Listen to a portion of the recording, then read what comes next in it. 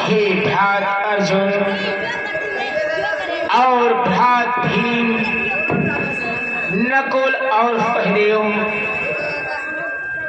आज हे मेरे प्रिय भाइयों, आज हम सभी भाई इस राज दरबार में उपस्थित हैं, परंतु उस दिन का वो दृश्य हम आज भी नहीं भूल पाए। हे भ्रात भीम, अर्जुन, नकुल और सहदेव, आप सभी लोग जानते हो जिस समय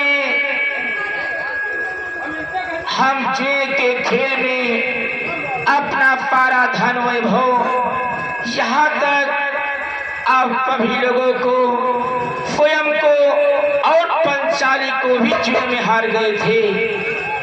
उस समय दुर्योधन अपने भ्रात दुशासन को आज्ञा दिया कि पंचाली के केपों को पकड़कर खींचता हुआ सभा के मध्य लेकर के आए। भ्रात दुर्योधन की आज्ञा मानकर दुशासन वैसा ही कार्य किया, पंचाली को सभा के मध्य लाया और पंचाली को वस्त्रहीन करना चाहा, परंतु हे भ्रात अर्जुन और भ्रात भीम, भगवान द्वारिकाधीश कन्हैया की कृपा से हमारी पंचाली की लाज बच पाई। फिर भी दुर्योधन का क्रोध शांत नहीं हुआ। क्रोध में आतुर होकर दुर्योधन ने हम पांचों भाइयों को 12 वर्ष का वनवास और 1 वर्ष का अज्ञातवास दे दिया था। हे मेरे प्रिय भाइयों, हम सभी लोग दुर्योधन की आज्ञा को मानकर 12 वर्ष का वनवास व्यतीत करने के लिए निकल पड़े और 12 वर्ष के वनवास में हम पांचों भाइयों ने अनेक कष्टों को सहा। किसी भान 12 वर्ष का वनवास व्यतीत किया। जब 1 वर्ष का अज्ञातवास रह गया, उस अज्ञातवास को व्यतीत करने के लिए हम सभी भाई अपना अपना भेष बदलकर राजा विराट के वहां नौकरी की थी। और हे भ्रात भीम, राजा विराट का फाला था जिसका नाम था कीचक। कीचक ने हमारी पंचाली पर बुरी दृष्टि डाली, जिसके कारण हे भ्रात भीम, तुम्हारे हाथों के द्वारा उस कीचक का वध हुआ। जब कीचक का वध हो गया, तब 1 वर्ष का अज्ञातवास व्यतीत हो चुका था। हम सभी भाई हस्तिनापुर को आए और दुर्योधन से अपना आधा हिस्सा मांगा, परंतु दुर्योधन ने साफ इनकार कर दिया, जिसके कारण हे भ्रात भीम, तुम्हारे हाथों के द्वारा रण क्षेत्र में दुर्योधन के 14 भाइयों का संहार हो गया। जब से आपने दुर्योधन के 14 भाइयों का संहार किया है, तब से दुर्योधन आग बबूला रहता है। प्रतिदिन नई नई रणनीतियां सोचता ही रहता है। वो भ्रात भीम, वो आपसे बदला लेना चाहता है। इसलिए शत्रु को कभी कमजोर नहीं समझना चाहिए। हम सभी भाइयों को बहुत ही सतर्क, बहुत ही होशियार, बहुत ही चालाकी के साथ रहना है, क्योंकि शत्रु कब नई चाल चल दे इसका अनुमान भी नहीं लगाया जा सकता। हम सभी भाइयों को बहुत ही सतर्क रहना चाहिए।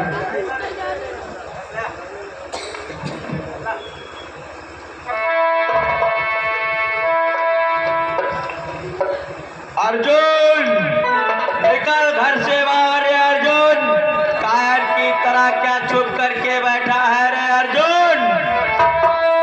वो अर्जुन घर से निकल बाहर, क्यों कायर बन कर बैठा है?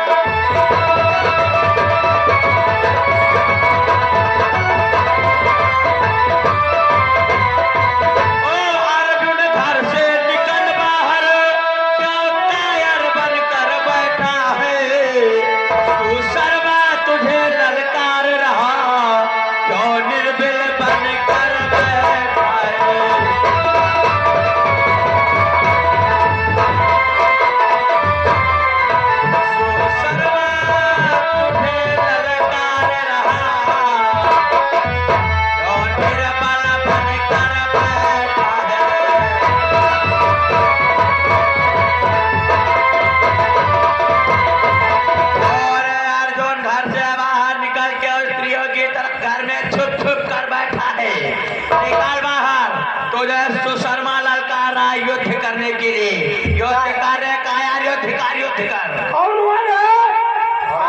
आओ सामने आओ तुम्हारी घर का टांगे फाड़ दिया। आओ अपने बाप के हो दादाश्री देखो आज हमारा शत्रु हमारे द्वार पर आकर के हमें ललकार लगा रहा है और आप तो जानते हो हम छत्री हैं और छत्री किसी की ललकार को सहन नहीं कर सकते। इसलिए हे दादाश्री कि हे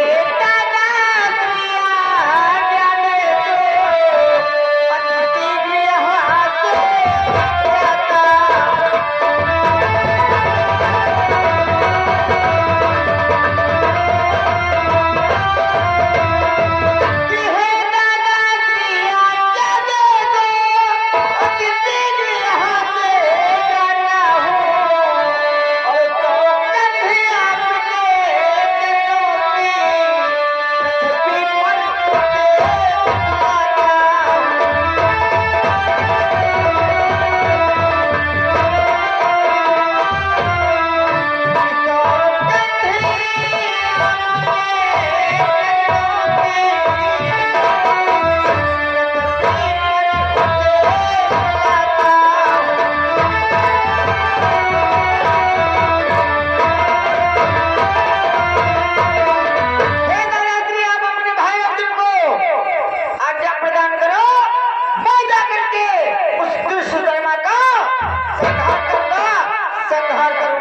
हे भ्रात अर्जुन, आप सत्य कहते हो।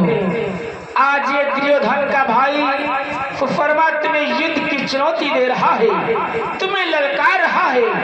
और अर्जुन, हम लोग क्षत्रिय हैं, क्षत्रिय अपने शत्रु की ललकार पहल नहीं कर सकते।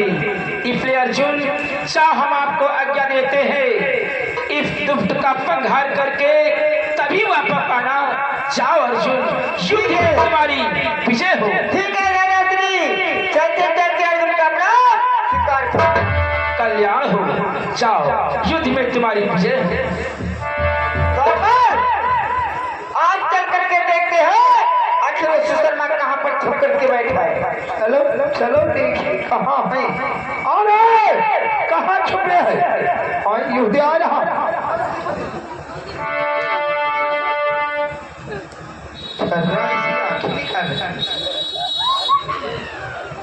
और सुशर्मा आज तूने गांडीधारी अर्जुन को ललका लगा करके अच्छा नहीं किया।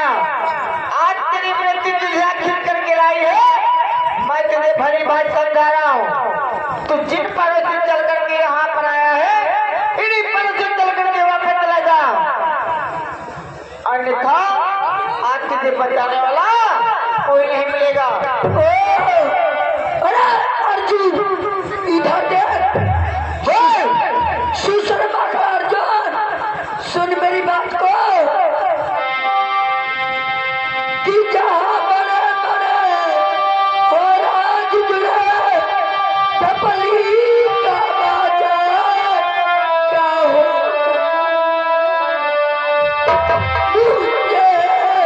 छत्री के आगे तू कायरियों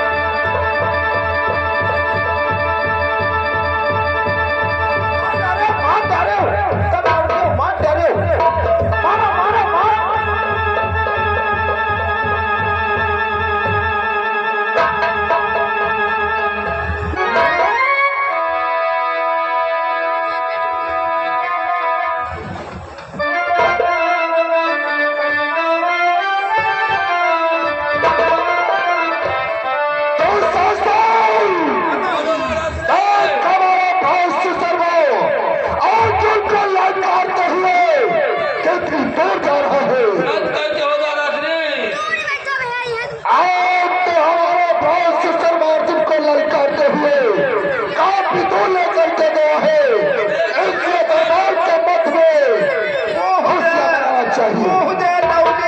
के आगे निकल जा रहा, संधना के रास कह चुका। हाय हाय, मार डालो। तो बोल हाँ महाराज, आज हमारे देश संसार में अर्जुन को ललकारते हो काफी दूर ले गया है, इसलिए दरबार के मत में खुशियां मनाना चाहिए। हंसो तू शासन हंसो।